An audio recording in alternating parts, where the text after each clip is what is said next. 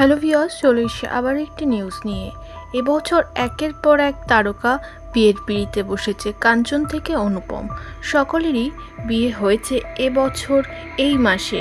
এবার নতুন গুঞ্জন, সাত পাকে বাধা পড়েছে টলিউডের জনপ্রিয় অভিনেত্রী পল্লবী শর্মা। ছোট পর্দার জনপ্রিয় মুখ তিনি। নিমফুলের মধু সিরিয়ালে খুব অল্প সময়ের মধ্যে দর্শকদের ঘরের মেয়ে হয়ে উঠেছে এই পল্লবী শর্মা।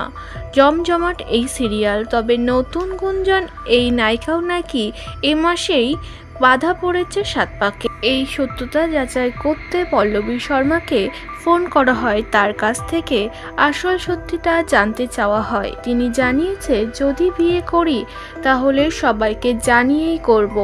আপাতত রিলেশনশিপে আছে পল্লবী শর্মা, কিন্তু এক্ষুনি বিয়ের পরিকল্পনা নেই তার। খুব শীঘ্রই বিয়ের পিঁড়িতে বসতে পারেন এই অভিনেত্রী। আসলে ইনস্টাগ্রামে বিয়ের সাজে একটি ফটো শেয়ার করেছে পল্লবী শর্মা, যা থেকে লোকমহলে গুঞ্জন ছড়িয়েছে পল্লবী শর্মাও সাত পাকে বাধা পড়েছেন। কিন্তু সত্যটা এটি নয়, তিনি সাত পাকে বাধা পড়েননি।